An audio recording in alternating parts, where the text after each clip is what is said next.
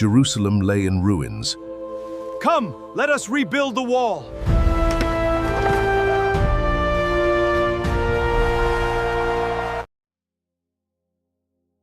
அல்லேலூயா, அல்லேலூயா. ஆமென். ஆண்டவரும் அருமை இரட்சகருமாகிய இயேசு கிறிஸ்துவின் நாமத்தில் உங்கள் யாவரையும் அன்போடு வாழ்த்துகிறேன். கர்த்தருடைய கிருபை உங்கள் யாவரோடும் கூட இருந்து உங்களையும் உங்கள் பிள்ளைகளையும் உங்கள் குடும்பத்தையும் உங்களை சுற்றி இருக்கிறதான உறவுகளையும் தேவன் அதிகமாய் ஆசீர்வதிப்பாராக. அல்லேலூயா, ஆமென். கர்த்தர் நல்லவர். இந்த ஜெப நாள் நமக்கு 15வது நாள். அல்லேலூயா, ஆமென். 15 நாட்கள் தேவ சமூகத்தில் நிற்க தேவன் உதவி செய்திருக்கிறார்.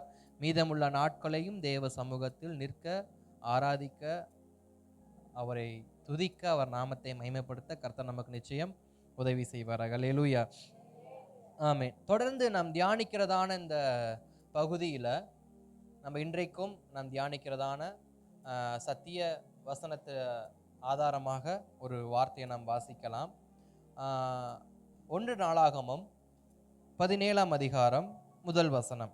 1 நாளாகமம் 17ஆம் அதிகாரம் முதல் வசனம் நான் வாசிக்கிறேன். கவனமாய் அதை பின்பற்றுங்கள். பக்கம் பழைய ஏற்பாட்டில் 527, 527. தாவீது தன் வீட்டிலே வாசமாய் இருக்கிற போது அவன் தீர்க்கதரிசியாகிய நாத்தானை நோக்கி, பாரும், நான் கேதுரு மர வீட்டிலே வாசமாய் இருக்கிறேன். கர்த்தருடைய உடன்படிக்கை பெட்டியோ திரையின் கீழ் இருக்கிறது என்றான். அல்லேலூயா, ஆமென். நமக்கு கடந்த நாட்கள் நம்ம தாவீதை குறித்தும் உடன்படிக்கை பெட்டியை குறித்தும் நம்ம தொடர்ந்து தியானித்து கொண்டே வருகிறோம். அந்த தியானத்தின் பகுதியில் இப்போ இன்னொரு காரியத்தை நாம் தாவீதிடத்திலிருந்து கற்றுக்கொள்ள போகிறோம். ஆமென். கர்த்தர் நல்லவர். இப்போ தாவீதுடையதான இந்த வாழ்க்கையில் இப்போ தாவீது எங்கே இருக்கிறாரு அப்படின்னா தன் வீட்டில் இருக்கிறார். இப்போ தாவீது எல்லா காரியங்களையும் செய்து முடிச்சிட்டார். அவர் அரசனாயிட்டாரு. அவர் சவுல் நாட்களை தேடாதே போன உடன்படிக்கை பெட்டியை போய் கொண்டு வந்து எருசலேமுக்கு கொண்டு வந்துட்டாரு. கொண்டு வந்த உடன்படிக்கை பெட்டிக்கு முன்பாக அநேக சங்கீதங்களை எழுதி அதை துதித்து பாடி மகிமைப்படுத்தி எப்பொழுதும் தேவ சமூகத்தில் ஒரு ஆராதனை ஒழுங்கை செய்துவிட்டு அவர் இப்போ என்ன பண்ணுற எல்லாத்தையும் முடிச்சு எல்லாரையும் பிளஸ் பண்ணிட்டு வீட்டாரை ஆசீர்வதிச்சுட்டு இப்போ எங்கே போயிட்டாரு? தன் வீட்டுக்கு போயிட்டார். இப்போ தாவீது எங்கே போயிட்டாரு? வீட்டுக்கு போயிட்டார். இப்போ வீட்டுக்கு போன தாவீது வீட்டுக்கு போனதுக்கு அப்புறமா அன்று இரவோ அடுத்த நாளோ இல்லை, இந்த சம்பவங்கள்லாம் முடிஞ்சதுக்கு அப்புறம் எல்லா காரியங்களும் ஒழுங்கு செய்ததுக்கு அப்புறம் தாவீது தன் வீட்டில் இருக்கும்போது அவருக்குள்ள ஒரு எண்ணம் உதிக்கிறது, ஒரு சிந்தை வருகிறது. என்ன சிந்தைனா, நான் கேதுரு மர வீட்டில் இருக்கிறேன், கர்த்தருடைய உடன்படிக்கை பெட்டியோ திரையின் கீழ் என்ன பண்ணுகிறது? இருக்கிறது. அப்படிங்கிற அந்த விஷயம் அவருடைய இருதயத்துல ஒவ்வொரு நாளும் ஒரு உறுத்தலை ஏற்படுத்திக்கிட்டே இருக்கு. ஏற்படுத்தும் பொழுது இப்ப தாவீது தன்னோடு இருக்கிற தீர்க்கதரிசியில கேட்கிறார், ஒரு தேவ மனிதனை கேட்கிறார். அவர் ராஜாவா இருந்தாலும் தனக்கு தோன்றுகிறபடியெல்லாம் செய்கிறதற்கு தாவீது சவுலை போல இருதயத்தை கடினப்படுத்தின ஒரு ராஜா கிடையாது. அவர் தன் இருதயத்தை தேவனுக்கு விட்டு கொடுத்து நமக்கு தோன்றுகிற சகல எண்ணங்களும் தேவனுக்கு பிரியமுள்ளதா இருக்கிறதா அப்படிங்கிற விஷயத்த அவர் ஆராய்ந்து பார்க்கிறவரா இருப்பார். எப்பொழுதும் நாம் நம்முடைய வாழ்க்கையில தேவன் நமக்கு கொடுக்கிற ஒவ்வொரு சிந்தனைகளையும் அது சரியான சிந்தனையா அல்லது நமக்கு ஏற்படக்கூடிய தவறான சிந்தனையா என்பதை நாம் தேவ சமூகத்தில் நாம் விசாரிப்பது நமக்கு மிக மிக மிக ஆரோக்கியமான ஆவிக்குரிய வாழ்க்கையாக இருக்கும். நமக்கு தோன்றுகிறது எல்லாமே நன்மைக்காக தான் தேவன் தோன்ற பண்ணுவார். நம் சிந்தையில் தோன்றுகிற எல்லாமே அது சத்தியத்தின் அடிப்படையில் தான் இருக்கு அப்படின்னு என்றைக்கும் நாம் நம்முடையதான கற்பனையில் உறுதியாக என்ன பண்ணக்கூடாது? இருக்கக்கூடாது. இப்ப தாவீது உடன்படிக்கை பெட்டியை சுமந்த வந்தவருக்கு இப்ப கர்த்தருக்கு ஆலயம் கட்டணும்னு நினைக்கிறப்ப அது நல்ல காரியம் தானே? அது நல்ல காரியம். இப்ப நல்ல காரியத்தை தாவீது என்ன பண்றாரு? நாத்தான் கிட்ட சொல்றாரு. நாத்தான் தீர்க்கதரிசியும் இப்ப நான் முன்னாடி சொன்னது போலதான் சொல்றாரு, உமது மனதுக்கு ஏற்றபடியெல்லாம் செய்யும், கர்த்தர் உம்மோடு இருக்கிறார். உமது மன விருப்பத்தின்படியெல்லாம் செய்யுங்க, கர்த்தர் கூட இருக்காரு. இப்ப ராஜாவை ஆயிட்டாரு. இப்ப ராஜாவை பார்த்து தீர்க்கதரிசி சொல்றாரு, இல்ல ராஜாவே நீங்க பண்றதெல்லாம் தப்புன்னு சொல்ல முடியாது. ஏன்னா இப்பதான் அவர் உடன்படிக்கை பெட்டியை கொண்டு வந்து தேவனுக்காக இத்தனை பிரயாசம் பண்ணியிருக்கிறார். இத்தனை பிரயாசம் பார்த்துருக்கிறாரு, செயல்படுத்தியிருக்க, எல்லாமே செஞ்சிருக்காரு. இப்ப தாவீது வந்து மறுபடியும் கேட்கிறாரு நாத்தான் கிட்ட, நாத்தானே ஊழியரே, நாம மர வீட்டுல இருக்கிறோம், ஆனா கர்த்தர் எங்க இருக்காரு? திரைக்கு கீழே இருக்காரு. இது எனக்கு ஒரு மாதிரி இருக்கு. சோ நான் கர்த்தருக்கு ஒரு ஆலயம் கட்ட போறேன். தாவீது சொல்றது, நான் கர்த்தருக்கு ஒரு ஆலயத்தை கட்ட போறேன். அது பிரம்மாண்டமான ஆலயமா அதெல்லாம் இல்லை. நான் ஒரு இந்த திரையை மாத்த போறேன். ஆண்டவர் மேல் இருக்கிற திரைய மாத்தி ஒரு ஒரு மரத்தை வச்சோ அல்லது வேற ஏதோ வச்சோன்னா என்ன ஒரு ஆலயத்தை நான் கட்டுறேன்னு சொல்றப்ப நாத்தான் சொன்ன ஒரே ஒரு வார்த்தை, எஸ், நீ எடுத்த முடிவு சரியான முடிவு. அதை நீ அப்ரோச் பண்ணு, நான் அதுக்கு சப்போர்ட் பண்றேன், நீ போய் உனக்கு தோன்றபடியெல்லாம் செய் அப்படின்னு நாத்தான் சொல்லிட்டு கிளம்பிட்டார். தாவீதும் சந்தோஷமா போயிட்டார். ஓகே, ஊழியக்காரர் என்ன பண்ணிட்டாரு, நம்முடைய நமக்கு வந்த எண்ணம் வந்து உண்மைன்னு ஒத்துக்கிட்டாரு, அதனால நம்ம நிச்சயமா அந்த காரியத்தை செய்வோம்னு சொல்லிட்டு உற்சாகமா போறாரு. ஆனா ராத்திரி கர்த்தர் பேசுறாரு. என்ன வார்த்தையை பேசினார்னா நிறைய இருக்கு, நான் சுருக்கமா மட்டும் சொல்றேன். நீ ஆலயத்தை கட்ட வேண்டாம். தேவன் அவருடைய காரியத்தை செய்வதற்கே அவரே தடை பண்ணுகிறார். அவருடைய காரியத்தை செய்வதற்கு அவரே தடை பண்ணுகிறார். அப்ப நம்முடைய வாழ்க்கையில வரக்கூடிய எல்லா சிந்தனைகளும் கர்த்தர் கொடுத்ததா இல்லையான்னு பார்த்தா பாதி கர்த்தர் கொடுத்ததா இருக்கும், பாதி நமக்கு நல்லது நல்லது நல்லது. எப்படி ஆதியாகமம் 1ஆம் அதிகாரத்துல வானத்தையும் பூமியும் உண்டாக்கி விட்டு இது நல்லது என்று கண்டார், இது நல்லது என்று கண்டார், இது நல்லது என்று கண்டார்னு வேதத்துல எழுதப்பட்டிருக்கோ, அது போல நாம செய்யற எல்லாமே நல்லது நல்லது நல்லதுன்னு நினைக்கிறோம். ஏன் நினைக்கிறோம்னா இது எல்லாமே சபைக்கு உட்பட்டது, இது எல்லாமே கர்த்தருக்கு உட்பட்டது, இது எல்லாமே தேவனுக்கு உட்பட்டது. நமக்கு உட்பட்டதா இருக்கும்போது நம்ம யோசிப்போம், இல்ல ஏதோ இடிக்குதே. நம்ம வீட்டுக்கு ஒரு காரியம் செய்யறதா 100க்கு 200 300 முறை யோசிப்போம். ஆனா கர்த்தருடைய சமூகத்துக்கு கர்த்தருக்காக ஒரு காரியம் செய்யறப்ப நம்ம என்னைக்கு என்ன பண்ண மாட்டோம், யோசிக்க மாட்டோம். அதுக்கு சூழ்நிலை அமைதான்னு பார்ப்போம், அமைஞ்ச உடனே செஞ்சிருவோம். ஆனா தேவன் சொல்றாரு, நீ என் சமூகத்துக்கு செய்கிற நன்மையா இருந்தாலும் என் சித்தம் மேல நீ என்ன பண்ணக்கூடாது, செய்யக்கூடாது. கர்த்தருக்காக நாம் எதை செய்தாலும் அது கர்த்தருடைய சித்தத்தின்படியே நாம் செய்யணும். அதுல கர்த்தர் மகிமைப்படுகிறாரா, அதுல கர்த்தர் பிரியப்படுகிறாரா அப்படிங்கிற விஷயத்தை நாம கொஞ்சம் யோசிக்கணும். இன்றைக்கு எல்லா காரியங்களும் கர்த்தருக்காக செய்யறப்ப எல்லாம் நன்மைக்கு அப்படி பார்க்க கூடாது. அதுல கர்த்தர் சித்தம் இருக்கா விசாரிக்கணும். சரி, இருக்கட்டும்.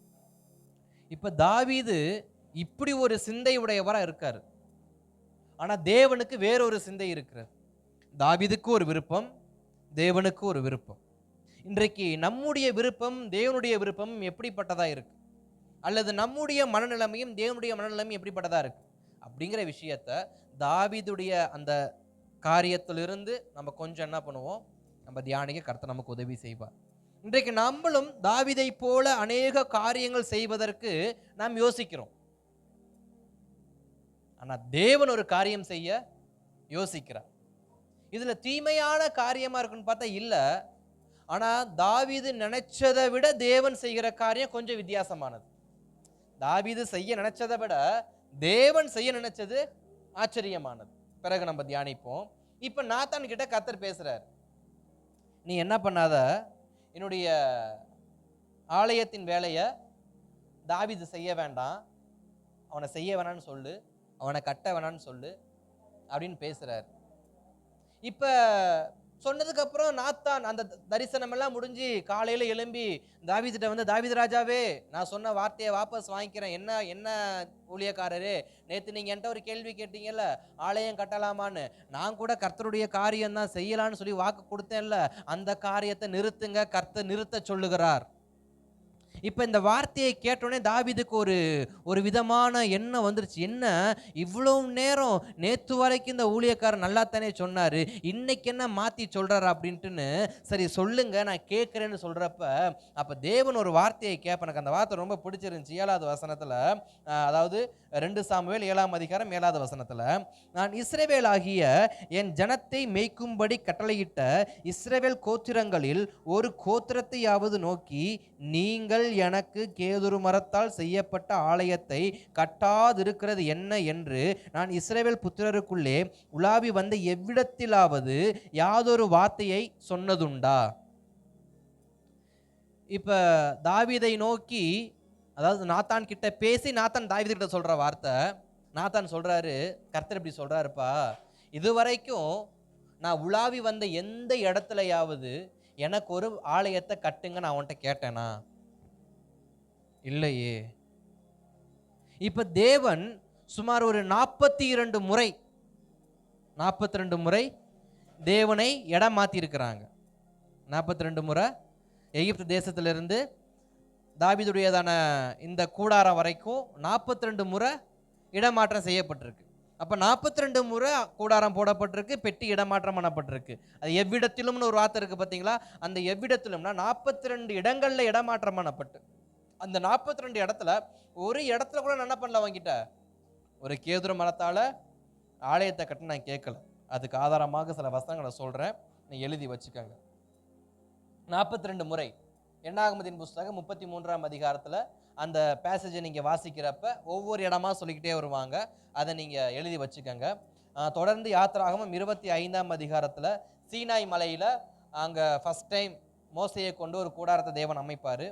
அடுத்து வனாந்திரத்துல 40 வருஷம் என்னாகமத்தின் புஸ்தகம் 9ஆம் அதிகாரம் 10ஆம் அதிகாரத்துல அங்க 40 ஆண்டு காலங்கள் அவங்க அந்த பிரயாணத்துல கூடாரம் பெயர்ப்பதும் மறுபடியும் போடுவதும், அதாவது மேகஸ்தம்பம் புறப்படும் போதெல்லாம் கூடாரத்தை பெயர்ந்தோம், மறுபடியும் கூடாரத்தை போட்டோங்கிற விஷயங்கள் அந்த அதிகாரத்தில் இருக்கும். அடுத்து கில்கால் யோசுவாவின் புஸ்தகம் 4 மற்றும் 5 அதிகாரத்தில் யோர்தான் நதியை கடந்ததுக்கு அப்புறமா கில்கான்ற இடத்துல என்ன பண்ணுவாங்க, அந்த கர்த்தருடைய பெட்டிக்கு நேராக அந்த ஒரு கூடாரத்தை போடுவாங்க. அடுத்து ஷீலோல அடுத்த ஒரு கூடாரம் போடுவாங்க, யோசுவா 18ஆம் அதிகாரம். அடுத்து நோப் அப்படிங்கிற இடம் எதுன்னா, தாவீது சவுல் ராஜாவுடைய அரண்மனையை விட்டு வெளியில வரப்போ ஒரு ஆசாரியனை சந்திச்சு, எனக்கு சமூகத்தை அப்பங்க கொஞ்சம் கொடுங்கன்னு சொல்லி வாங்கி சாப்பிடுவார். பார்த்தீங்கன்னா, எனக்கு சாப்பிட ஏதாவது இருக்கா அப்படின்னு கேட்குறப்ப ஆசாரியன் சொல்லுவார், கர்த்தருடைய சமூகத்திலிருந்து எடுக்கப்பட்ட அப்பம் சமூகத்து அப்பம் தான் இருக்கு, இது நேற்று வைத்த அப்பம் இன்றைக்கான அப்பம் வச்சாச்சுன்னு சொல்றப்ப அங்க ஒரு கூடாரம் இருக்கு, அது நோப் என்கிற இடத்துல 1 சாமுவேல் 21ஆம் அதிகாரத்தை நம்ம பார்க்கலாம். அடுத்து இப்ப தாவீது போட்டிருக்கிற எருசலேம் கூடாரம் 2 சாமுவேல் புஸ்தகம் நம்ம வாசிக்கிறதான இந்த 6ஆம் அதிகாரம். இதற்கு இடையில 20 ஆண்டு காலங்கள் பெட்டி வெளியில போயிருக்கு. 20 ஆண்டு காலங்கள் பெட்டி வெளியில போயிருக்கு. பெத்சாயிதா அப்படிங்கிற அந்த பகுதிக்கு என்ன எனக்கு பெட்டி போயிருக்கு. அப்ப கடந்த 42 முறைகள் பெட்டி இடமாற்றம் செய்து இப்ப தாவீதின் இடத்திற்கு வந்திருக்கு.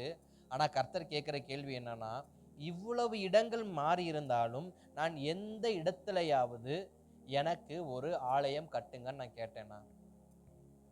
கேட்கல. அதனால நீ என்ன பண்ணது, எனக்கு ஆலயம் கட்டாது. அதுக்கு பதிலா நான் உனக்கு ஒரு வீட்டை கட்டுறேன்.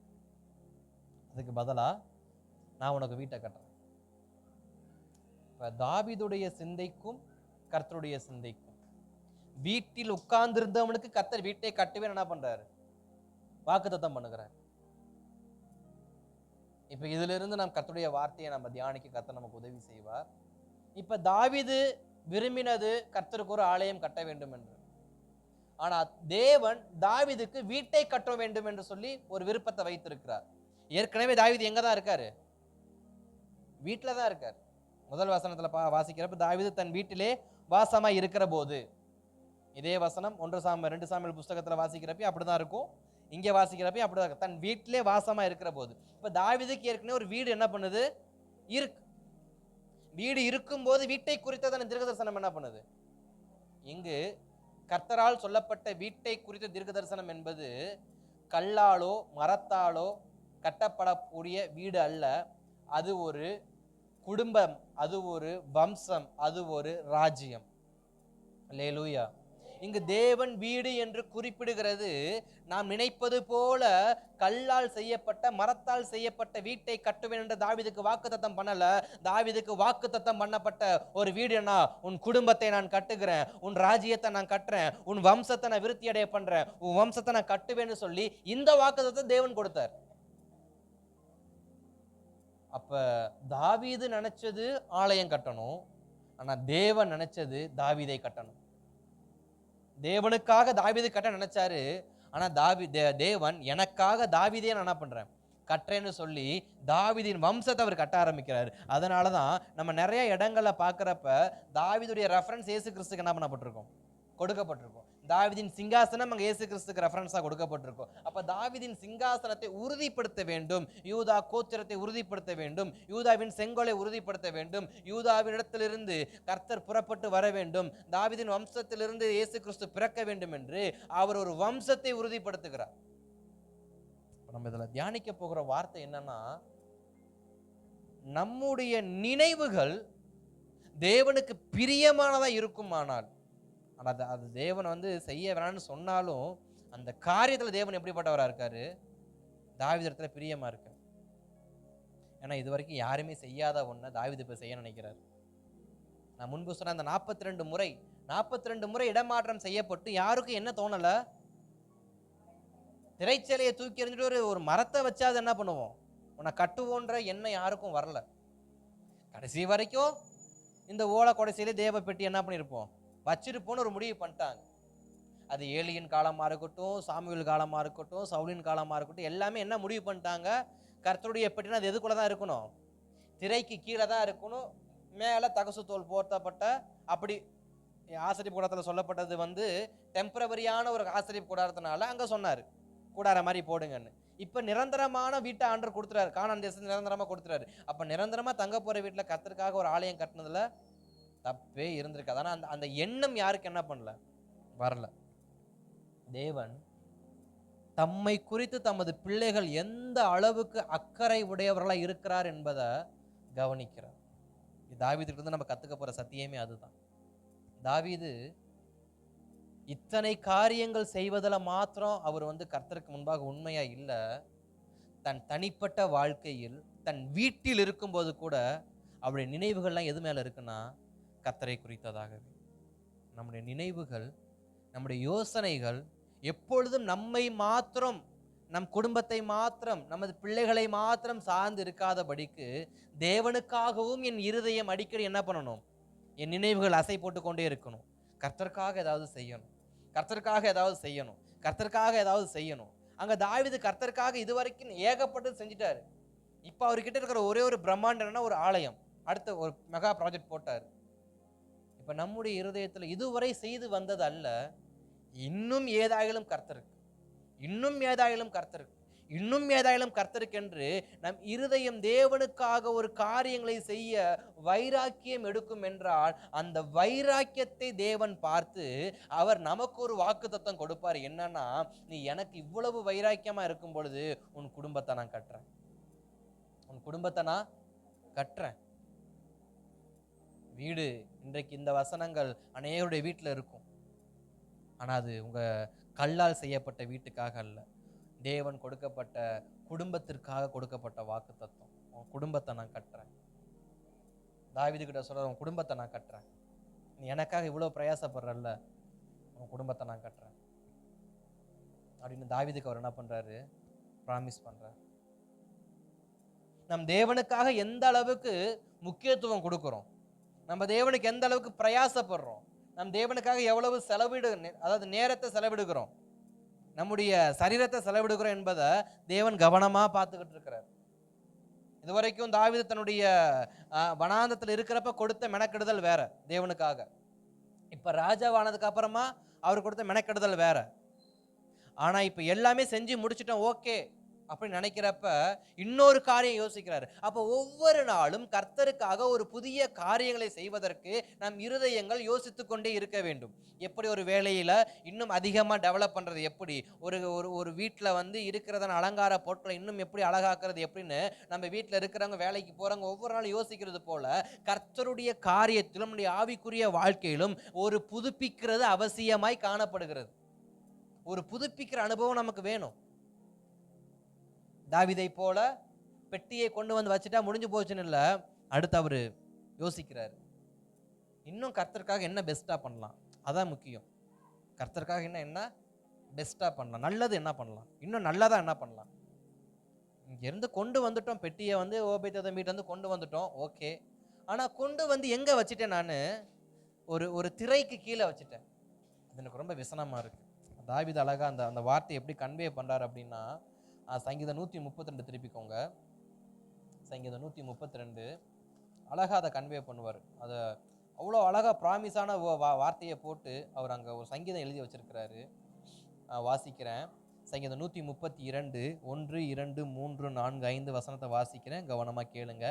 கர்த்தாவே, தாவீதையும் அவனுடைய சகல உபத்திரவத்தையும் நினைத்தருளும்.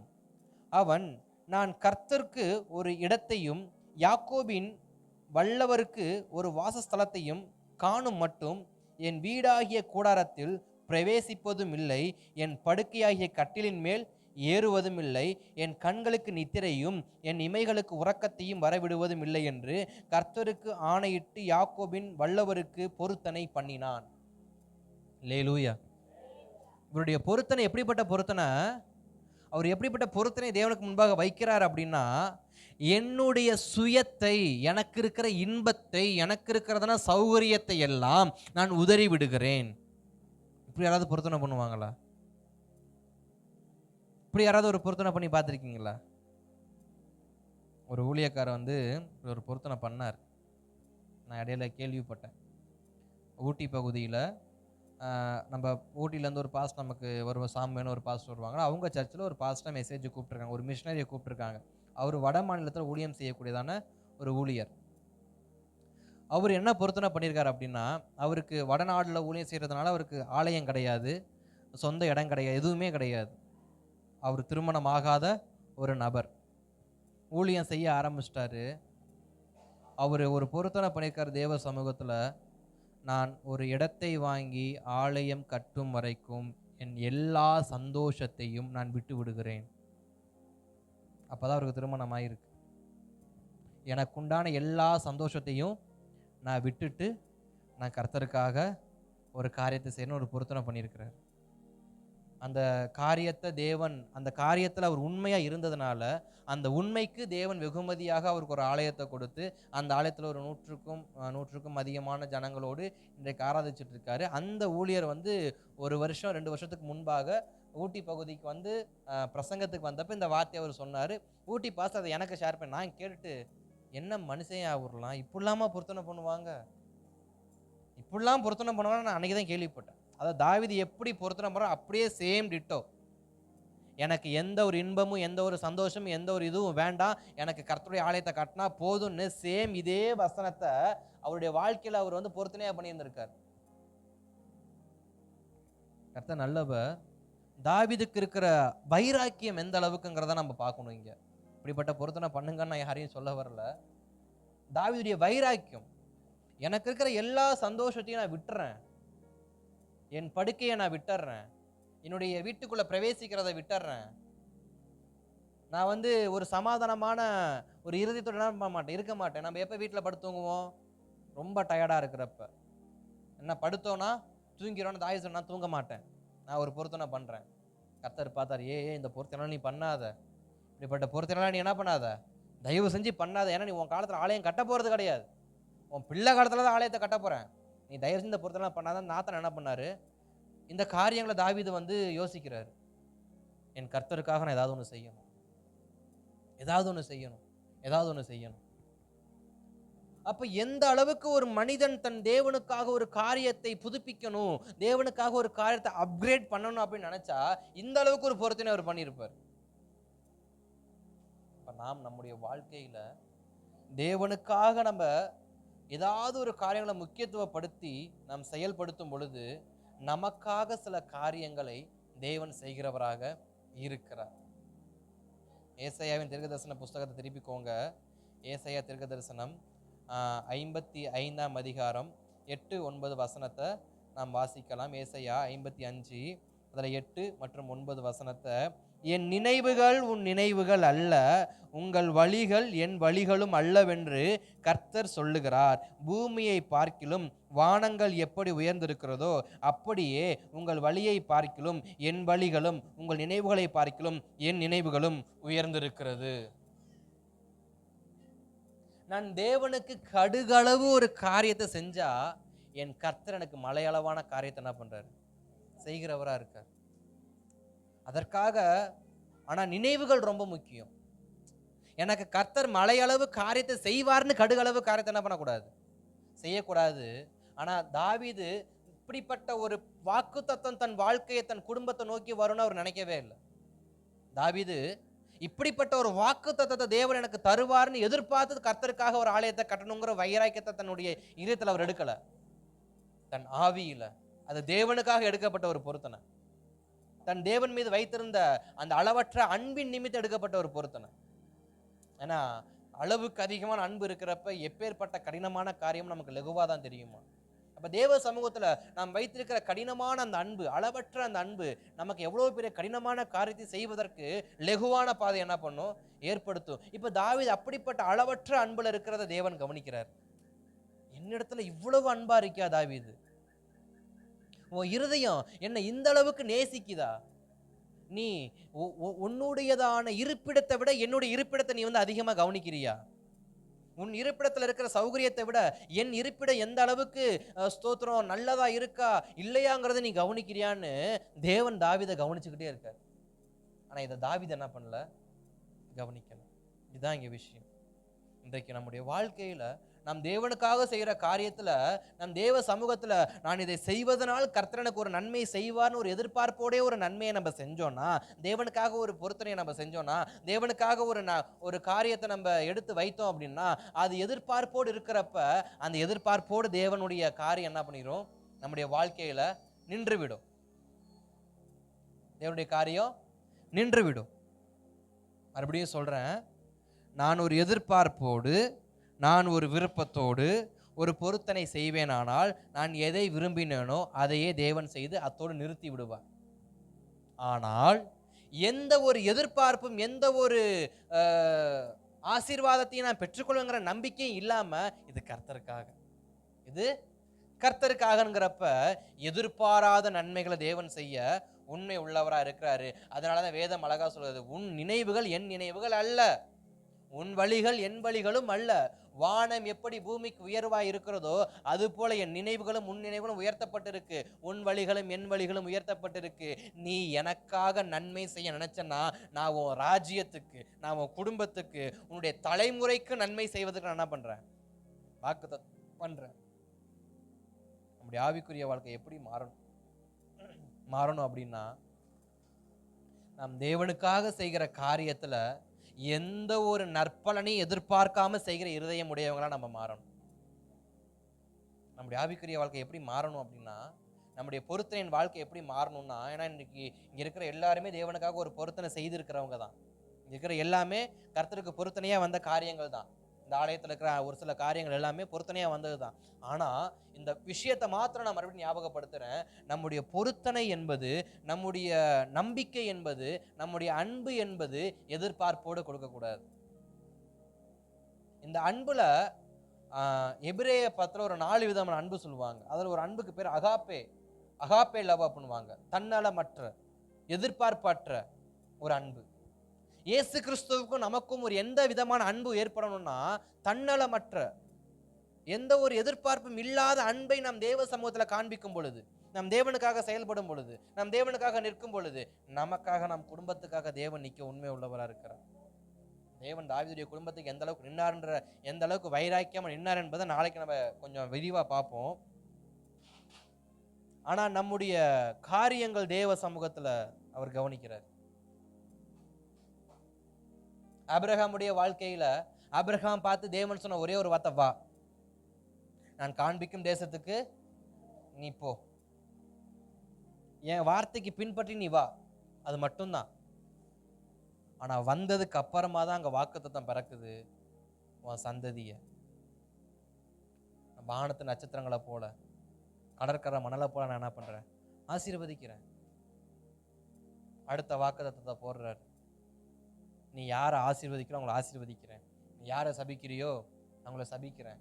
அடுத்த வாக்குத்தத்தத்தை போடுறாரு, உன் கால் மிதிக்கிற இடத்த பூரா உனக்கு நான் என்ன பண்றேன். இத்தனை எங்க இருந்து வந்துச்சு? எந்த ஒரு எதிர்பார்ப்பு இல்லாம ஆபிரகாம் தன்னை விட்டு கொடுத்தாரு பார்த்தீங்களா? அங்க எந்த எதிர்பார்ப்பும் இல்லாம தன் மகனை அந்த மோரியா மலையில தகன பலிபீடத்துல வச்சு கத்திய ஓங்கினாரு பார்த்தீங்களா? அங்க ஒரே மகன்தான். அவருக்கு என்ன விதமான விசுவாசம் இருந்துச்சோ நிஜமா தெரியாது, அது அவருக்கு மட்டும் தான் தெரியும். நம்ம இன்றைக்கு நம்முடைய தியானத்துல என்ன வேணா எடுத்து விடலாம், நம்முடைய தியானத்துக்கு என்ன வேணா எடுத்து விடலாம். கர்த்தர் கொடுப்பாருன்னு அவர் நம்பிக்கை வச்சுதான் கொல்ல போனாரு, என்ன வேணா வைக்கலாம். ஆனா அவருடைய மனநிலைன்னா அவருக்கு மட்டும் தான் தெரிஞ்சிருக்கும். அன்னைக்கு அவருக்கும் கர்த்தருக்கு மட்டும் தான் தெரிஞ்சிருக்கும். அதனாலதான் ஓங்கின கையோட கர்த்தர் நிப்பாட்ட சொன்னார். எப்படி தாவீதை வந்து பொருத்தனை செய்யாத நிப்பாட்டினாரோ அது போல கர்த்தர் சொன்ன காரியத்தை செய்யாதன்னு கர்த்தரை என்ன பண்றாரு, நிப்பாட்டுறாரு.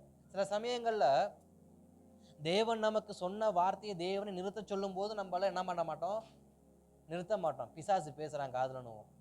அல்லேலூயா. தேவன் நிறுத்துங்கிற சொல்ற காரியத்தை கூட நம்ம யார் மேல பழி போட்டு வைப்போம்? சில சமயத்துல பிசாசு பேசுறான். கர்த்தர் தான் மோரியா மலைக்கு வர சொன்னாரு, அவரு தான் தகன பலிபீடத்துல வைக்க சொல்லி பலிபீடத்தை கட்ட சொல்லி பலி செலுத்த சொன்னாரு. இப்போ ஒரு சத்தம் கேட்குது, ஆபிரகாமே கையை நீட்டாதன்னா, இது யாருடைய சத்தம்? இது என்னுடைய அன்பின் நிமித்தம் என் மனசாட்சி பேசுகிற சத்தம்னு ஆபிரகாம் என்ன பண்ணல, அன்றைக்கு சொல்லல. செய்யணும் கொல்லணும்னு அவர் என்ன பண்ணல. அதே போல தாவீதும் இது வந்து நாத்தான் வந்து பொறாமையில சொல்ற வார்த்தை, இது கர்த்தர் சொன்ன வார்த்தையா இருக்காது, கர்த்தர் எப்படி அவருக்கு ஒரு ஆலயம் கட்டுறத கர்த்தர் வேணான்னு சொல்லுவாருன்னு சொல்லி தாவீது அந்த வார்த்தையை புறக்கணிக்கல. இருவருமே கர்த்தருடைய சத்தத்தை நிதானிக்கிறவர்களா இருந்தாங்க. இரண்டாவது காரியம், நம்முடைய வாழ்க்கையில நாம் ஆவிக்குரிய வாழ்க்கையில கட்டப்படுவதற்கு கர்த்தருடைய சத்தத்தை நிதானிக்கிறவர்களா இருக்கணும். கர்த்தருடைய சத்தத்தை நிதானிக்கிறவர்களா இருக்கணும். எலியாவுக்கு ஒரு வார்த்தையை தேவன் கொடுப்பாரு. என்ன வார்த்தை அப்படின்னா, குகையை விட்டு வெளியே வா அப்படின்வார். சூரியச்செடிக்கையில படுத்து கிடப்பாரு. சூரியச்செடிக்கையில படுத்திருந்த அவரை தேவன் போய் எழுப்பி விட்டு அப்பமும் தண்ணீரும் கொடுத்து சாப்பிட்டு என் முன்னாடி வான்னு வர ஏந்திரிக்க மாட்டார், மறுபடியும் படுத்துருவார். மறுபடியும் அப்பமும் தண்ணீரும் கொடுத்து சாப்பிட செழிப்பு விட்டு, நீ செய்ய வேண்டிய ஊழியம் எத்தனையோ இருக்குப்பா, நீ அபிஷேகம் பண்ண வேண்டிய மனுஷங்க இருக்கிறாங்க, உன் காலம் என்ன நிறைவேறலை, உன் காலத்துக்கு என்ன நிறைய ஊழியம் இருக்கு, நீ புறப்பட்டு வான்னு சொல்றப்ப இவர் வேகமா சூரியச்செடி விட்டு ஏஞ்சி ஒரு குகைக்குள்ள போய் உட்காந்துக்குவார். தேவன் சொல், இந்த குகையில உனக்கு என்ன வேலை, நீ வெளியே வா, வெளியே வான்வாரு. வெளியே வந்ததுக்கு அப்புறமா அங்க ஒரு மிகப்பெரிய ஒரு காரியம் நடக்கும். மிகப்பெரிய ஒரு காரியம் நடக்கும். ஒரு பெரிய சுழல் காற்று, ஒரு பெரிய இரைச்சல் சத்தம், ஒரு பெரிய இடிமுழுக்க சத்தம், இதெல்லாம் கேட்கும். சொல்றாரு, கர்த்தர் இதில் எதுவும் கர்த்தர் பேசவில்லை, இதில் எதுவும் கர்த்தருடைய வார்த்தைகள் நான் கேட்கவில்லை. பின்பு மெல்லிய காற்றின் சத்தத்தில் அவருடைய வார்த்தை எனக்கு வந்தது, அவர் மெல்லிதாக என்னிடத்தில் பேசினார். என்ன அர்த்தம்? கர்த்தருடைய வார்த்தைய, கர்த்தருடைய சத்தத்தை, கர்த்தருடைய சித்தத்தை நம்ம நிதானிக்கிறவங்களா இருக்கணும். எப்படி நிதானிக்கணும்? இப்படிதான் கர்த்தர் பேசுவார்னு கர்த்தருக்கு ரூல்ஸ் அண்ட் ரெகுலேஷனே கிடையாது. இடி முழக்கமா தான் பேசுவாரா? இல்ல. இரைச்சல் சத்தமா தான் பேசுவாரா? இல்ல. பெருங்காற்ற போல பேசுவாரா? இல்ல. கீழ்காற்ற வீச பண்ற சத்தத்துல பேசுவாரா? இல்ல. அவர் எப்படியும் பேசுவாரு. நிதானிக்கிற அனுபவம் எனக்கு இருக்கணும். கர்த்தர் தான் பேசினார், நிதானிக்கிற அனுபவம் எனக்கு வேணும். நிதானிக்க மத்தேயு 4ஆம் அதிகாரத்துல இயேசு கிறிஸ்துக்கு முன்பாக வந்து கல்ல அப்பமாக்குன்னு பேசினது பிசாசுங்களை நிதானிச்சாரு. அதே போல இங்க தாவீது இது கர்த்தருடைய சத்தம் தான், இது நாத்தனுடைய சத்தம் இல்ல, இது கர்த்தருடைய சத்தம் தான் நிதானிச்சாரு. அங்க ஆபிரகாம் தன் மகனை தான் கத்தியை எடுத்து கொல்ல போகிற அந்த சமயத்துல ஒரு சத்தம் வந்தது, அது கர்த்தருடைய சத்தம் தான் நிதானிச்சார். நம்முடைய வாழ்க்கையில நாம் அநேக நேரங்கள் கர்த்தருடைய சத்தத்தை என்ன பண்ணணும்? நிதானிக்கிறவளா இருக்கணும். அப்பதான் நம்முடைய காரியங்கள் கட்டப்படும். ஏன்னா இது கர்த்தருடைய சத்தம்னு தெரிஞ்சாதானே அந்த வாக்குத்தத்தை நம்ம எடுத்துக்க முடியும், அந்த வாக்குத்தத்தை நம்ம நம்ப முடியும், அதை விசுவாசிக்க முடியும். நம்மை பார்த்து கண்ணை மூடி பேசுகிற எல்லாமே கர்த்தருடைய வார்த்தையான்னு கேட்டா இருக்காது.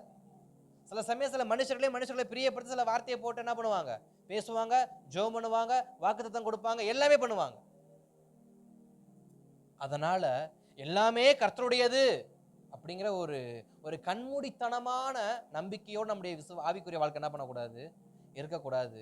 எதுவாக இருந்தாலும் நிதானிக்கணும். கர்த்தருடைய வசனத்தை நிதானிக்கணும். கர்த்தர் பேசினாரா நிதானிக்கணும். நம் வீட்டுக்கு வரக்கூடிய எல்லாருமே கர்த்தருக்கு உண்மையா இருக்கிறாங்க, கர்த்தருடைய வசனத்தை பேசுறாங்க, கண்மூடித்தனமா நம்பிடக்கூடாது. இன்றைக்கு அநேகர் வசனத்தை நல்லா பேசினா அவங்க பேசுறதா தீர்க்கதரிசனமா எடுத்துக்கிறாங்க. அவங்க பேசுறது எல்லாத்தையும் தீர்க்கதரிசனம் தப்பு. அது ஒரு தவறான ஆவிக்குரிய கண்ணோட்டமான வாழ்க்கை.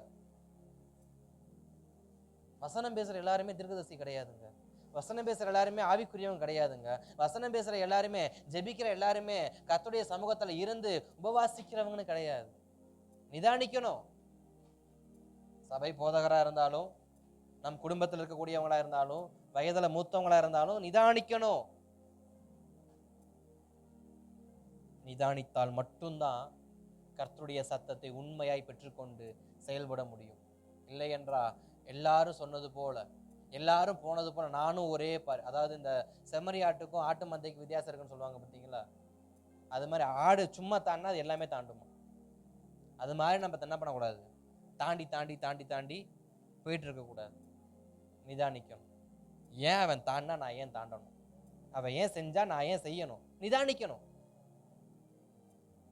யோபுவின் வாழ்க்கையில யோபு தன் வாழ்க்கையை நிதானிச்ச ஒரே ஒரு காரணத்தினாலதான் தேவனை தூஷிக்காம இருந்தார். யோபுவின் மனைவி சொல்றாங்க, தூஷித்து ஜீவனை விட்டுட்டு வாப்பா, அடுத்த வேலையை பார்த்துட்டு போலாம். இத்தனை உத்தமமா இருந்து நீ ஒன்னுத்தி என்ன பண்ண போற, சாதிக்க போறதா வா. யோபுவின் நண்பர்கள், நெருங்கிய நண்பர்கள். ஏன்னா வேதம் சொல்லுகிறது, யோபு நடந்து போனா எல்லாரும் எழுந்து நின்று என்ன பண்ணுவாங்க, யோபுவுக்கு வணக்கம் வைப்பாங்களாம். அப்ப யோபு கிட்ட நெருக்காம பேசுற அளவுக்கு யாருக்கு தைரியம் இருக்குன்னா அந்த 3 பேருக்கு மட்டும் தைரியம் இருக்கு. மீதி எல்லாருமே யோபுவுக்கு மரியாதை நிமித்தமா எந்திரிப்பாங்க, வணக்கம் வைப்பாங்க, குனிஞ்சு போயிருவாங்க. ஆனா இந்த 3 நபர்கள் மட்டும்தான் யோபுவோட சரிக்கு சமமா உட்காந்து பேசக்கூடிய உற்ற நண்பர்கள், உயிரான நண்பர்கள் வச்சுக்கலாம். இப்ப அந்த நண்பர்கள் பேசுறாங்க, அவர்களும் தவறான வார்த்தைகளை போட்டு யோபு கிட்ட பேசல. அவங்க பேசுறதான சில வார்த்தைகள்ல கர்த்தரை மையப்படுத்தி குற்றப்படுத்தி சில வார்த்தை இருக்கும். அதாவது யோபுவை குற்றப்படுத்தி தேவனை மையப்படுத்தி சில வார்த்தை இருக்கும். ஆனா யோபு எந்த இடத்துலையும் ஆமா அப்படின்னு ஒத்துக்கல, நிதானித்தார். தன்னுடைய நண்பர்கள் தன்னை குறித்து பேசினாலும், தன் நண்பர்கள் வசனம் பேசினாலும், தன் நண்பர்கள் ஆவிக்குரிய வாழ்க்கையில இதை செஞ்சா நல்லா இருக்கும், அதை செஞ்சா நல்லா இருக்கும்னு 1000 யோசனைகள் சொன்னாலும் யோபு நிதானித்தார். இது கர்த்தருடைய சித்தமா, இது கர்த்தருடைய வழியா, இது கர்த்தருடைய பாதையான்னு யோபு நிதானித்த ஒரே ஒரு காரணத்தினால அவருடைய குடும்பம் கட்டப்பட்டுச்சு. அல்லேலூயா. அன்றைக்கு யோபு நிதானித்தது போல நோவாவும் என்ன பண்ணாரு, நிதானித்தார். நோவாவுக்கு கொடுத்த வேலை மிகப்பெரிய வேலை, வேலை கட்டுற வேலை மிகப்பெரிய வேலை. முன்னையும் வேலையை பார்க்கல, பின்னையும் வேலையை பார்க்கல. இன்றைக்கு இருக்கிற மாதிரி ஒரு ப்ளூ பிரிண்ட் கூட அன்னைக்கு என்னது கிடையாது. இப்படி இப்படி இப்படி இப்படி செய்ப்பா முடிஞ்சு.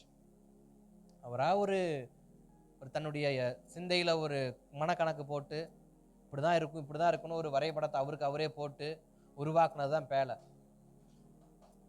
இப்ப அந்த பேலையை உருவாக்குற ஒரு இடத்துல கூட கர்த்தருடைய சத்தத்தை அவர் நிதானிக்காம செயல்படுதல. எத்தனையோ மனுஷங்க பேசியிருப்பாங்க, எத்தனையோ மனுஷங்க இடையூறு பண்ணியிருப்பாங்க. இல்ல இல்ல நீ செய்யறது தப்பு, நீ முன்ன பின்ன மழைய பார்த்திருக்கியா, என்ன பைத்தியக்கார மாதிரி பேசிட்டு இருக்கிற, நடைமுறைய பேசுப்பா. மழை பெய்யுன்றி அறிவு இருக்கா உனக்கு? ஏதாவது மழை எங்க இருந்து வரும்? பூமியில இருந்து வருமா, வானத்துல இருந்து வருமா? எங்க இருந்து வரும்?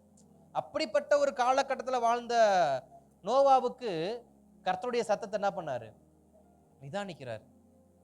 இல்ல என்கிட்ட பேசுனது கர்த்தர் தான், என்கிட்ட பேசுனது கர்த்தர் தான். நாம் நிதானிக்காதபடியினால் அநேக நன்மையை இழந்துடுறோம், அநேக தீமையை பெற்றுக்கொள்றோம். நோவா ஒருவேளை அன்றைய கர்த்தருடைய சத்தத்தை நிதானிக்காம இல்ல மழையும் கிடையாது ஒன்றும் கிடையாதுன்னு வந்த கர்த்தருடைய வார்த்தையை புறக்கணித்திருந்தாருன்னா அவரும் அவருடைய குடும்பமும் கட்டப்பட்டிருக்காது, அவரும் அவர் குடும்பமும் மூழ்கடிக்கப்பட்டிருக்கும். நாம் நிதானிக்கிறவர்களாக இருந்தால் நம்முடைய குடும்பம் கட்டப்படும். நாம் நிதானிக்கிறவளாக இருந்தால் நம் குடும்பம் கட்டப்படும். நம் கர்த்தருடைய வார்த்தையை நிதானிக்காமல் அலட்சியப்படுத்தினோம் என்றால் நம் குடும்பம் மூழ்கி போவதற்கு அதிக வாய்ப்புகள் இருக்கிறது. நிதானித்தபடியால் வேலை கட்டப்பட்டது. நிதானித்தபடியினால் வேலைக்குள் நோவாவின் குடும்பம் கட்டப்பட்டது. நிதானித்தபடியினால் நோவாவின் குடும்பமே ஜலப்பிரபாய்க்கு அப்புறமாக முதலாம் தலைமுறையாக உருவெடுத்தது. ஏன்? நிதானிக்கிறதுனால. கர்த்தருடைய வார்த்தையை என்றைக்கு ஒரு மனுஷன் தன் வாழ்க்கையில நிதானித்து செயல்பட ஆரம்பிக்கிறாங்களோ அன்றைக்கு அவர்கள் குடும்பங்கள் கட்டப்பட ஆரம்பிக்கிறது, அன்றைக்கு அவங்க வம்சங்கள் கட்டப்பட ஆரம்பிக்கிறது, அன்றைக்கு அந்த ராஜ்ய பாரம். ஏன்னா தாவீதுடைய சிங்காசனத்தை தேவன் எடுக்கமான வாக்குத்தத்தம் பண்ணியிருக்காரு. தாவீது சிங்காசனத்தை அசைக்கமான வாக்குத்தத்தம் பண்ணியிருக்காரு. அப்ப நம்முடைய காரியங்கள் அசையாமல் இருக்கணும்னா, சீயோன் பர்வதம் போல் நிலையா இருக்கணும்னா நமக்கு நிதானிக்கிற அனுபவம் வேணும். வசனத்தை நிதானிக்கிற அனுபவம், கர்த்தருடைய சத்தத்தை நிதானிக்கிற அனுபவம் வேணும். மூன்றாவது ஒன்று, முதலாவது என்ன சொன்ன? நம்முடைய அன்பு எந்த அளவுக்கு இருக்குங்கிறத, நாம் செய்யக்கூடிய காரியங்களை நம்ம சரியாக விசாரித்து செய்யணும்.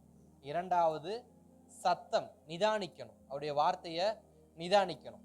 மூன்றாவது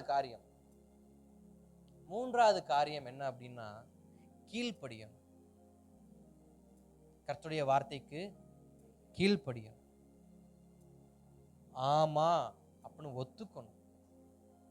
இதுதான் மூன்றாவது தாவீது கிட்ட இருந்த ஆகச்சிறந்த ஒரு குணாதிசயம் ஆவிக்குரிய வாழ்க்கையில. தேவன் எதை சொன்னாலும் கீழ்ப்படிவார். தன்னுடைய விருப்பத்தை தெரியப்படுத்துவாரு. தேவனுக்காக மிகவும் பிரயாசப்படுவாரு. யாரும் செய்யாத காரியத்தை இவர் செய்ய ஆசைப்படுவாரு. மற்றவங்கள்லாம் பார்க்கிற கோணம் ஒண்ணுன்னா தாவீது பார்க்கிற கோணம் வேற மாதிரியா இருக்கும். தேவ சமூகத்தை ரொம்ப நேசிப்பார். அதெல்லாம் எக்ஸ்ட்ரீம் நேசிக்கிறவங்கள மட்டும் தான் என்ன பண்ண முடியும், செயல்படுத்த முடியும். அந்த அளவுக்கு தாவீது தேவனை நேசிப்பார். நேசிச்சதுனாலதான் இவ்வளவு காரியத்தை செய்ய முடிச்சவரால். இத்தனை சங்கீதங்கள் நேசிச்சாரு, நிதானிக்கிறாரு, இப்ப கீழ்ப்படுகிறார். சரிங்க ஆண்டவர், நான் உனக்கு ஒரு வீட்டை கட்டுறேன், ஆனா நீ ஆலயத்தை என்ன பண்ணாத, கட்டாத.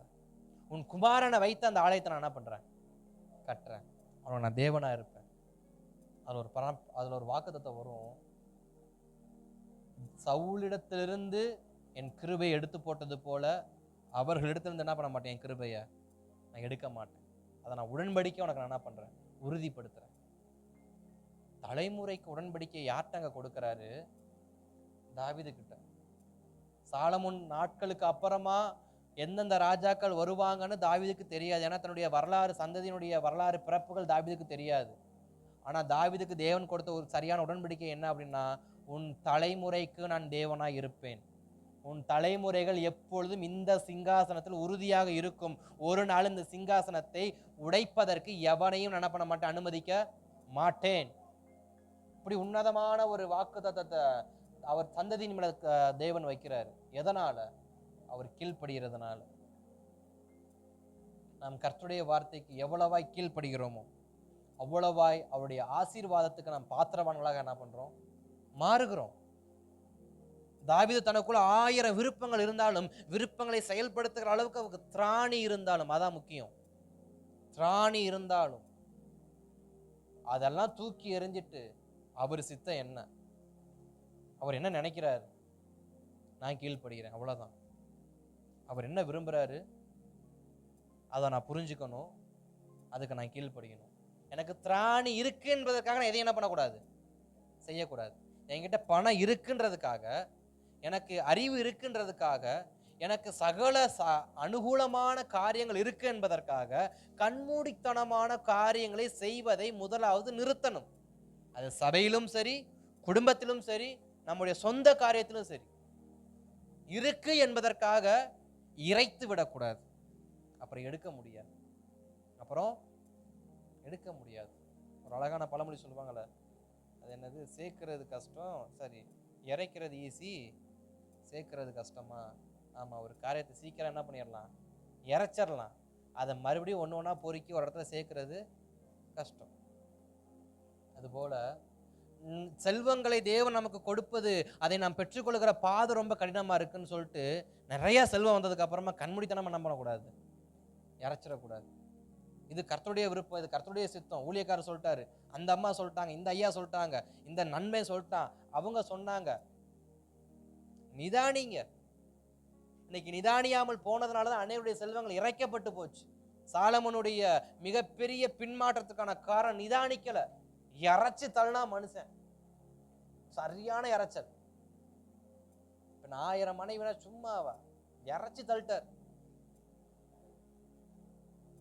திரும்புற பக்கத்தெல்லாம் அதை கூடு, இதை கூடு, அதை கட்டு, இதை கட்டு, அந்த மாளிகை. பொதுவாகவே எப்படி சொல்றது, எனக்கு சரியா எனக்கு சொல்ல தெரியல. கர்த்தர் நல்லவர். அக்கா தங்கச்சிங்க இருக்க வீட்டிலேயே அப்பா அம்மா படுற கஷ்டம் பெரும் கஷ்டமா இருக்கும்.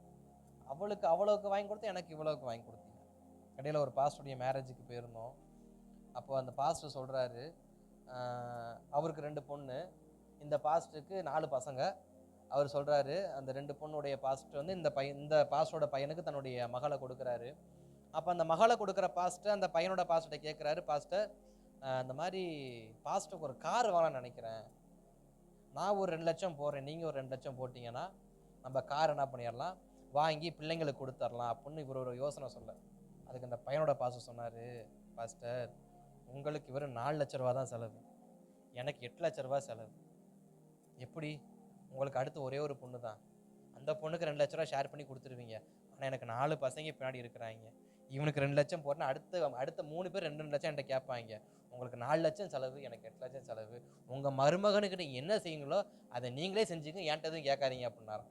அதுபோல் இப்போ தாவீதுடைய சாலமோனுடைய சூழ்நிலை எப்படி இருந்திருக்கும், இவளுக்கு இப்படி கட்டினா எனக்கு இவளை விட வசதியாக என்ன பண்ணு, அதை கட்டு, அதை விட வசதியாக இங்கே கட்டு, இதை கட்டு, அதை கட்டு. இவர்கிட்டையும் தான் செல்வத்துக்கு பஞ்சமே கிடையாது. அப்பா சேர்த்து வச்சுட்டு போயிட்டாரு, அப்பா சேர்த்து வச்சுட்டு போயிட்டாரு. இறைச்சாரு ஒரு இறை இவர் எடுத்து. ஆனால் தாவீது அப்படியெல்லாம் எதுவுமே செய்யலை, நிதானிக்கிறார். அதனால தான் தாவீதுடைய ராஜ்யம் கட்டப்பட்டுச்சு. அதனால தான் தாவீதுடையதான ஆவிக்குரிய வாழ்க்கை தேவன் இன்றைக்கும் அவனை தன் இருதயத்துக்கு ஏற்றவன்னு சொல்றதுக்கு ஒரே ஒரு காரணம், நிதானிப்பார். இது கர்த்தருடைய சத்தமா, இது கர்த்தர் விரும்புகிறாரா, இதில் கர்த்தருக்கு விருப்பம் இல்லையா, எனக்கும் விருப்பம் இல்லை, கர்த்தருக்கு விருப்பம் இருக்கா, எனக்கு விருப்பம் இருக்கு, இது கர்த்தருடைய சத்தமா, நிதானிப்பார். உட்காந்து நிதானிக்கிறவன் எப்போ நிதானிப்பான்னா, அனுபவம் உள்ளவன் நிதானிப்பான். என்னுடைய குரல் இங்கே நம்ம சபையில் இருக்க எல்லாருக்கும் தெரியும். இப்போ நான் ஃபோன் பண்ணி யார்ட்டாவது பேசினாக்க என்ன பண்ணுவீங்க, ஓகே பாஸ்டர் தான், நம்பர் வேறையா இருந்தாலும் குரலை வச்சு என்ன பண்ணிடுவோம், கண்டுபிடிச்சிருவோம். அப்போ யாரால நிதானிக்க முடியும், யாருக்கு தேவனோடு பேசுகிற அனுபவம் இருக்கோ அவங்கள தான் நிதானிக்க முடியும். அதனால தான் இன்றைக்கு அநேகர் மற்றவங்களை என்ன பண்ணுறாங்க, நம்பிடுறாங்க. ஏன்னா அவங்களுக்கு அனுபவம் இருக்கு, எனக்கு அனுபவம் இல்லை. அனுபவம் உள்ளவன் சொல்கிறேன், அனுபவம் இல்லாதவன் நான் என்ன பண்ணுறேன், கேட்டுக்கிறேன்னு சொல்லிட்டு அவங்கள சார்ந்து கொள்றேன். இல்லை, அந்த அனுபவத்துக்கு நாம போகணும். அதான் தாவீது கற்றுக் கொடுக்கிறார். அந்த அனுபவத்துக்கு நான் போகணும். இன்னொருவருடைய ஆவிக்குரிய அனுபவத்தை நான் சார்ந்து என்னுடைய வாழ்க்கையை ஓட்டுவதை விட நான் ஆவிக்குரிய அனுபவத்துக்கு வளர்ந்துடணும். அந்த அனுபவத்துக்கு நான் வளர்ந்துடணும். நான் சத்தத்தை கேட்கிற அளவுக்கு வளர்ந்துடணும். நான் என்னை விட்டு கொடுக்கணும். நான் நிதானிக்கிற அனுபவத்துக்கு நான் போயிடணும். அப்ப நம்முடைய வாழ்க்கை என்ன பண்ணும்? இப்படிப்பட்ட பிரம்மாண்டமான வாக்குத்தத்தத்தை தேவன் நமக்கும் கொடுக்க அவர் போதுமானவராக இருக்கார். குடும்பத்தை கட்டுவது, ராஜ்யத்தை கட்டுவது, வம்சத்தை விருத்தி அடைய பண்ணுவது என்பது சாதாரணமான வாக்குத்தத்தம் அல்ல. அதுவும் வம்சமே இந்த ராஜ்ய பாத்திரம் நிலைத்திருக்குன்றதெல்லாம் ரொம்ப ரேரான வாக்குத்தத்தம். ஏன்னா தாவீதுக்கு அடுத்து இயேசு கிறிஸ்து அந்த சிங்காசனத்தில் நிறைவு செய்கிறார். அந்த வம்சத்தினுடைய கடைசி ராஜாதி ராஜாவை யார் முடிகிறாரு? இயேசு கிறிஸ்துவோட அந்த அரியணை முடிகிறது. அந்த அரியணை வரைக்கும் அந்த அரியணையை அவர் பாதுகாத்தான எத்தனை வருடம். அதான் தாவீது சொல்லுகிற அழகான ஒரு வார்த்தை, திருப்பி கொடுங்க. நாளாகமம் புஸ்தகத்துல 17வது வசனம், உமது அடியானுடைய வீட்டை குறித்து வெகு தூரமாயிருக்கும் காலத்து செய்தியை சொல்லி என்னை மகா மேன்மையான சந்ததியின் மனுஷனாய் பார்த்தீர். எப்படி சொல்றாரு? வெகு காலத்துக்கு பிற்பாடு இருக்கக்கூடியதான காரியத்தை எனக்கு சொன்னதுக்காக ஸ்தோத்திரம் ஆண்டவரே. என்னை இவ்வளோ பெரிய ராஜ்யபார மனுஷனாக நீங்க மதிச்சதுக்காக ஸ்தோத்திரம்பான்னு தாவீது என்ன பண்றாரு? தேவ சமூகத்துல நன்றி செலுத்துற. அப்ப நாமும் தேவ சமூகத்துல எப்பொழுதும் அவருக்கு ஏற்றபடி நம்முடைய நினைவுகள் இருக்கும் என்றால், நம்முடைய அன்பு இருக்கும் என்றால், நிச்சயம் நமது குடும்பத்தின் தேவன் கட்டுவதில் உண்மை உள்ளவராக இருக்கிறார். தொடர்ந்து ஒரு சில வசனங்களை மாத்திரம் குறித்து வைத்துக் கொள்ளுங்கள். ஒரு சில வசனத்தை நாம் வாசிக்கலாம். எபேசியர் 3:20. எபேசியர் 3:20 நாம் திருப்பிக் கொண்டு நாம் வாசிக்கலாம். எபேசியர் 3:20. அழகான ஒரு வார்த்தை இருக்கும். என்னன்னா, நாம் வேண்டிக் கொள்வதற்கும் நினைக்கிறதற்கும் மிகவும் அதிகமாய் நமக்குள் கிரியை செய்கிற வல்லமையின்படியே நமக்கு செய்ய வல்லவராய் இருக்கிறார். யாரு? இயேசு கிறிஸ்து. நாம் ஆராதிக்கிற தேவன் நாம் நினைப்பதற்கும் வேண்டுவதற்கும் மிகவும் அதிகமாக நமக்கு கிரியை செய்வதற்கு அவர் போதுமானவர். நாம் நினைக்கிறது ஒண்ணு, அதனாலதான் தேவ சொந்தம் எதையுமே எதிர்பார்க்காதீங்க. எதிர்பாராத அன்பை கொடுங்க, அவர் எதிர்பாராத நன்மையை நமக்கு தருவார். 1 கொரிந்தியர் புஸ்தகம் 2ஆம் அதிகாரம் 9வது வசனத்தை குறித்து வச்சுக்கோங்க. யாக்கோபு 1:17 குறித்து வச்சுக்கோங்க. எரேமியா 29:11 குறித்து வச்சுக்கோங்க. சங்கீதம் 40:5 குறித்து வச்சுக்கோங்க. மீண்டும் எபேசியர் 1:9 மற்றும் 10 வசனத்தை குறித்து வச்சுக்கோங்க. இதில் எரேமியாவின் வசனத்தை மாத்திரம் வாசிக்க. எரேமியா 29:11. எரேமியா 29:11வது வசனத்தை மாத்திரம் வாசிக்கிறேன், கேளுங்க. நீங்கள் எதிர்பார்த்திருக்கும் முடிவை உங்களுக்கு கொடுக்கும்படி நான் உங்கள் பேர் நினைத்திருக்கிற நினைவுகள் அறிவேன் என்று கர்த்தர் சொல்லுகிறார். அவைகள் தீமைக்கல்ல, சமாதானத்துக்கு ஏதுவான நினைவுகளே. நம்முடைய வாழ்க்கையை குறித்து நாம கவலைப்பட வேண்டாம். நம்முடைய வாழ்க்கையை குறித்து நாம் ரொம்ப கவலைப்பட வேண்டாம். நாம் ரொம்ப யோசிக்க வேண்டாம். நம்ம ரொம்ப டிப்ரெஷன் ஆக வேண்டாம். நாம் ரொம்ப கவலைக்கிடமான ஒரு காரியத்தில் இருக்க வேண்டாம். சிலருடைய வாழ்க்கையில் சில இழப்புகள், சில எதிர்பார்த்த நன்மைகள் கிடைக்காம போகிறப்ப அவங்கள அறியாமல் என்ன பண்ண வெக்ஸாக போயிடுவாங்க. வெக்ஸான வாழ்க்கைக்கு போயிடுவாங்க, டிப்ரெஷனுக்கு போயிடுவாங்க. இல்லைன்னா ஒரு சைலண்ட் டைப் போயிடுவாங்க, ஃப்ளைட் மூடு மாதிரி போயிடுவாங்க. ஆனால் தேவன் சொல்கிறாரு, நீ எதிர்பார்த்தனா அது இப்படி தான் இருக்கும். நீ எதையும் எதிர்பார்க்காது, நான் உனக்கு எல்லாத்தையும் செய்கிறேன். உன்னுடைய வேலை என்னுடைய வார்த்தைக்கு கீழ்ப்படிவது மட்டும்தான். உன்னுடைய வேலை என் சித்தத்தை புரிஞ்சுக்கிறது மட்டும்தான். உன்னுடைய வேலை என் வார்த்தையை கேட்கறது மட்டும்தான். இதை மட்டும் நீ செய்வன்னு சொன்னா, உன்னை குறித்ததான கவலை உனக்கு வேண்டாம், உன்னை குறித்த கவலை எனக்கு மட்டும்தான். கர்த்தருடைய வாக்கு தத்துவம். உன்னை குறித்த கவலை உனக்கானது இல்லை, அது எனக்கானது. நம்மை குறித்து நாம் கவலைப்பட வேண்டாம். நம் பிள்ளைகளை குறித்து நம்ம என்ன பண்ண வேண்டாம், கவலைப்பட வேண்டாம். நம்ம குடும்பத்தை குறித்து நம்ம கவலைப்பட வேண்டாம். எதிர்காலத்தை குறித்து கவலைப்பட வேண்டாம். நமக்கு இருக்கிற ஒரே ஒரு லக்கு, கர்த்தருக்கு பிரியமானதை நம்ம பிரியப்படணும், கர்த்தருடைய சத்தத்தை நிதானித்துக் கொள்ளணும், கர்த்தருக்கு கீழ்ப்படிக்கணும். இது 3 நம்ம கிட்ட இருக்கும்னா, நம்மை குறித்த நினைவுகள் எல்லாமே அவர் தீமைக்காக இல்லை, நன்மைக்காகவே வைத்திருக்கார். நாம் பெற்ற பிள்ளைக்கு நாம் எந்த அளவுக்கு நன்மையானதை கொடுக்க நினைக்கிறோமோ அதை விட 100 மடங்கு பரமபிதா நமக்கு கொடுக்க உண்மை உள்ளவராக இருக்கிறார். அப்ப தாவீதுடைய அந்த வாக்கு தத்தம் எப்படி நிறைவேறுது? கீழ்ப்படிதலோடு, நிதானித்தரோடு, அவருக்காக எதை வேணா செய்யலாங்கிற அந்த அகாப்பை அன்பு, எதிர்பாராத அந்த அன்பு. இன்னைக்கு நாம் தேவ சமூகத்தை எதையும் எதிர்பார்க்காம தேவன் அன்பு செலுத்துவோம். அல்லேலூயா. அதான் ஆலயம் கட்டுற அளவுக்கு தாவீதை தூண்டியது. அதற்காக அவர் சவதரித்த பொருட்கள் எத்தனையோ சொந்த செலவையும் செய்தாரு. ராஜ்யத்துல அந்த கரு பொருளை இருந்ததையும் கொண்டு போய் என்ன பண்ணாரு? கொடுத்தார். அப்ப அந்த அளவுக்கு எதிர்பார்ப்பு இல்லாம தாவீது நேசிச்சதுனால எதிர்பாராத விதமாக தாவீது வம்சத்தையே தேவன் விருத்தியடைய பண்ணிக்கிட்டே இருந்தார். அல்லேலூயா. நம்முடைய வாக்குத்தத்தம் நிறைவேறுவதும், நமக்கு ஒரு நல்ல பகிரங்கமான பலமான வாக்குத்தத்தம் வருவதும் எந்த எதிர்பார்ப்பு இல்லாம தேவனை நேசிக்கிறதுனால மட்டுமே தவிர எதிர்பார்ப்போடு தேவ சமூகத்தில் ஜெபிக்கிறதுனால கிடையாது. அல்லேலூயா. நம்ம எதிர்பார்ப்போடு நம்ம ஜெபத்தில் என்னைக்கு உட்காரக்கூடாது. நான் இன்னைக்கு ஜெபம் பண்ண வேண்டாம்ன்றதை பேசுவார், அதை பேச இல்லை. எதுவும் எதிர்பார்க்காம அன்பு செலுத்துங்க, அவர் தன்னை போல நம்மள்கிட்ட பேசுவார். அல்லேலூயா. தேவ சமூகத்தில் நாம் ஜெபிக்கலாமா? ஆண்டவரே, இந்த அருமையான நாட்களில் தாவீதை போல தாவீதுடைய நினைவும் கர்த்தருடைய நினைவும். தாவீது கர்த்தருக்காக ஆலயம் கட்ட விரும்பினாரு. ஆனால் கர்த்தரோ தாவீதுடைய வம்சத்தை, தாவீதின் குடும்பத்தை, தாவீதின் ராஜ்யத்தை கட்டுவேன்னு வாக்குத்தத்தம் பண்ணினீரே. அதுபோல எந்த எதிர்பார்ப்பும் இல்லாத அன்பை நாங்கள் செலுத்த எங்களுக்கு உதவி செய்யுங்கப்பா. எந்த எதிர்பார்ப்பு இல்லாத அன்பை நாங்கள் காண்பிக்க உதவி செய்யுங்கப்பா. எங்கள் பொருத்தனையில் எந்த எதிர்பார்ப்பு இருக்கக்கூடாது. என் ஜெபத்தில் எதிர்பார்ப்பு இருக்கக்கூடாது. என்னுடையதான விருப்பத்தில் எதிர்பார்ப்பு இருக்கக்கூடாது. நான் எப்பொழுதுமே கர்த்தருக்கு முன்பாக அவருக்கு விருப்பமானதை நான் செய்யும்போது, அவருடைய வார்த்தையை நிதானிக்கும் போது, அவருக்கு நான் கீழ்ப்படியும் போது, என்னை குறித்த வெகு காலத்து ரகசியத்தை நமக்கு செய்வதற்கு அவர் போதுமானவராக இருக்காரு. நம்மை குறித்த நினைவுகள் அனைத்தும் தீமைக்காக அல்ல, அனைத்தும் நன்மைக்காகவே அவர் நினைத்திருக்கிறபடியினால் ஆண்டவரே, எங்களை உமது கரத்தில் ஒப்பு கொடுக்கிறோம்ப்பா. எங்களை உமது கரத்தில் ஒப்பு கொடுக்கிறோம். தாவீதை போல நாங்கள் தேவனை குறித்த சிந்தையுடையவர்களாக இருக்க உதவி செய்யுங்க. எங்களுடைய சொந்த சிந்தை அல்லப்பா, எங்கள் குடும்பத்துக்காக, எங்கள் பிள்ளைகளுக்காக, எங்கள் வேலைக்காக, எங்களுக்காக அல்ல ஆண்டவரே,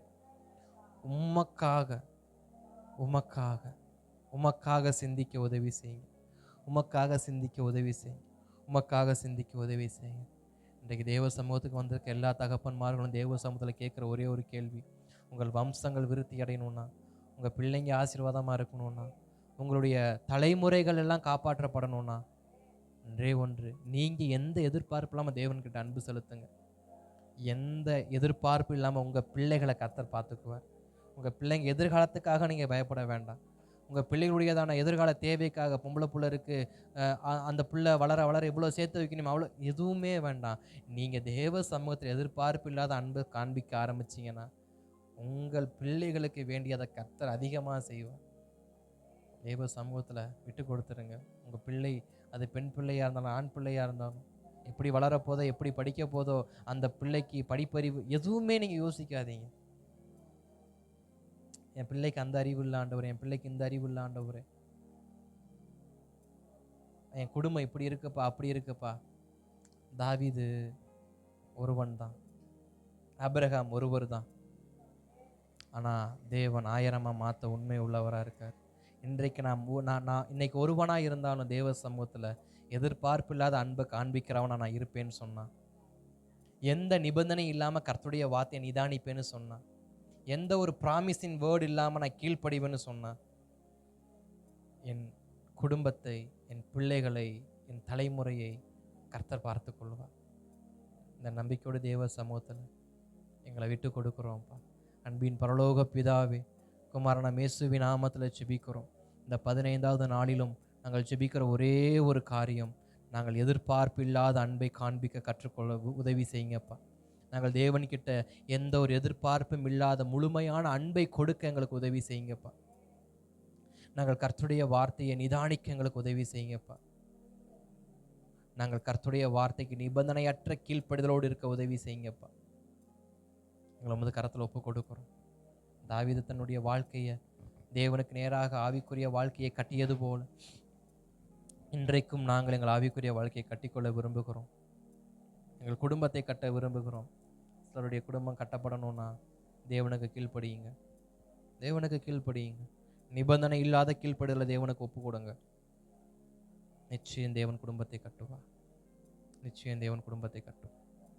அப்படியே நான் வாழ்த்துக்கிறேன்ப்பா. இன்றைக்கு யார் யாரோட இருதயங்கள்லாம் இப்படிப்பட்ட அன்புக்கு நேராக நான் திரும்புகிறேன்னு இருதயத்தில் நான் ஒப்பு கொடுத்தாங்களோ, இருதயத்தில் விரும்பினாங்களோ, ஆண்டவரே தாவீதை போல் நானும் எதிர்பார்ப்பு இல்லாத அன்பை கொடுக்கணும்ப்பா. தாவீதை போல் நானும் நிபந்தனையற்ற அன்றைய கீழ்ப்படுதல் உள்ளவனாக இருக்கணும்ப்பா. நான் தாவீதை போல் கர்த்தருடைய சத்தத்தை நிதானிக்கணும்ப்பான்னு சொல்லி தங்கள் வாழ்க்கையை மாற்றிக்கொள்ள வேண்டும் என்று யாரெல்லாம் விரும்பினார்களோ அவர்கள் விரும்பினபடியே அவர்களுக்கு ஆக கடவுதாக நான் ஜெபிக்கிறேன். கர்த்தர் அப்படியே செய்வீராக. இயேசுவின் நாமத்தில் நல்ல பிதாவே, ஆமென்.